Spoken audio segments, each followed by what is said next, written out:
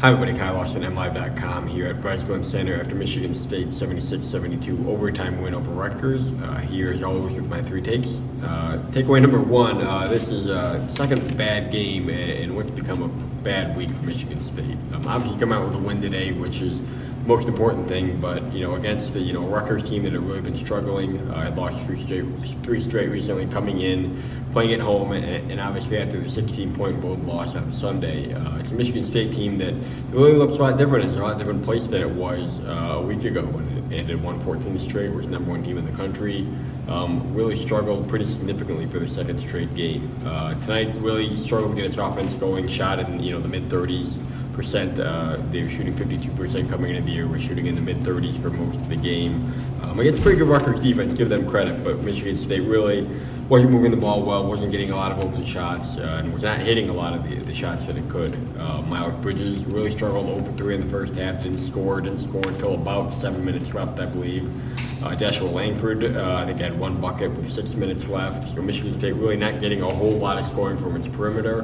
Jaren Jackson helped pick that up, and Nick Ward did underneath. But really, a struggle to score for a team that hasn't struggled to score much at all this year.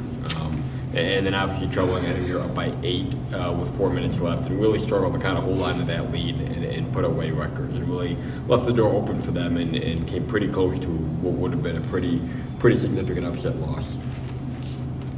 Takeaway number 2, mentioned Bridges, overcame really his worst outing of the year. Didn't score. We looked really frustrated. He said afterwards he wasn't frustrated, but you see his body language. You see him on the bench. Obviously, a pretty disappointing effort for him. Timers benched him, I think, for the last 5 minutes of the first half. I don't think it's a punishment, but it's just to kind of reset him. Comes out with the second half without his headband on pretty quickly, picks up a foul, commits a turnover, and really was as out of sync as I've seen him. And Michigan State had to overcome that. And he did pretty well. He hit a couple shots down the stretch. But really, Rutgers, I think, did a good job not giving him a lot of open shots, kind of closing the lanes on him, forcing him to pass. And, he's doing well overall in the year, but I think Michigan State has to have him be more aggressive, has to be able to get him more involved because, games like tonight, more teams can figure out how to do to him what Rutgers did tonight. It's going to be a problem for Michigan State. And then takeaway number 3, if you're looking for something good, a silver lining, Michigan State really hadn't been in a close game like this all year. All of its 16 wins have been by double digits. Its 2 losses hadn't really come down to the final minute. When you look at this one, it was back and forth in the final minute.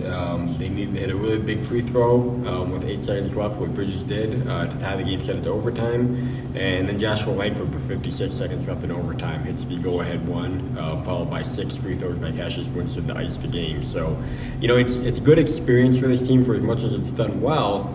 It hadn't hit big shots in big moments.